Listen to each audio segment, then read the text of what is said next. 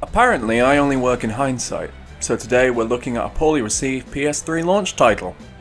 Mobile Suit Gundam Target in Sight, or Crossfire in the US, is a third-person action game where you pilot mechs from the Gundam series. Whereas other games might have you playing as the main character, here you're just an officer in one of the forces of the war. There's not much here in terms of plot.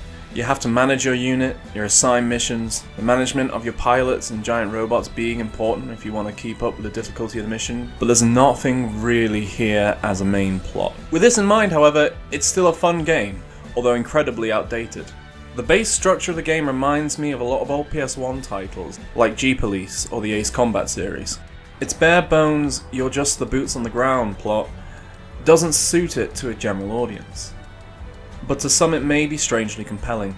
For fans of the show, there's a lot of detail here, at least as far as the Zeon forces are concerned. There are a large variety of weapons, and mostly function the same. This would be a problem if they weren't generally assigned to body parts, which you and your enemies can lose in battle. Most of these are machine guns with a few lasers and rockets chucked in, but like I said, they're attached to your body parts. Since you can quite easily lose them, there are a lot of amazing, tense moments in battle. I genuinely beat a mission by charging ahead, losing my arms and head, and destroying the enemy base by simply kicking it down with my legs, which were the only bit really left. However, the control in this game is awkward and clunky. Locking on to every enemy target is a necessity, as the manual aiming is a separate mode in which you enter into first person. The game's pace is made really strange because of this. Melee combat is incredibly effective, but difficult to pull off.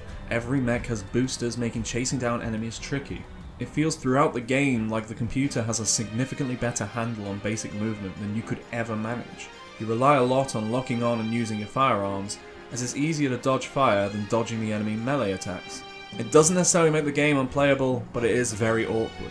Looks-wise, the game isn't necessarily ugly, but it isn't exactly beautiful either. Mechs and vehicles look like they belong on the system, but everything else doesn't. The environments are beyond dated. They're barely much better than what the PS1 could manage. Draw distance could also be a lot better, considering that this shouldn't be a taxing game. But graphical and audio bugs are incredibly common. Admittedly, this was a launch title for the PS3, but it shouldn't really be excusable, since there's so much wrong with this game. I will, however, say I had a really good time here, finding it in a CEX bargain bin for about £2.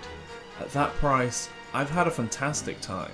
The strange gameplay model is nostalgic. It's reminiscent of a lot of earlier awkward mecha games. The likes of Armored Core and that amazing Ghost in the Shell game that no one else could really find. But it doesn't belong on the PlayStation 3, especially not as a launch title. Very weak showing. Nowadays, an actual controllable camera which will in turn affect the aiming reticle is a must. If you just hit the fire button, you just fire straight ahead, no matter where you're facing, no matter where the camera's facing. The necessity of locking on to each and every single enemy, considering you then have to get close enough to lock onto them, it's just a pain in the backside. However, for £2, it was quite a bit of fun. For God's sake, don't pay more than that.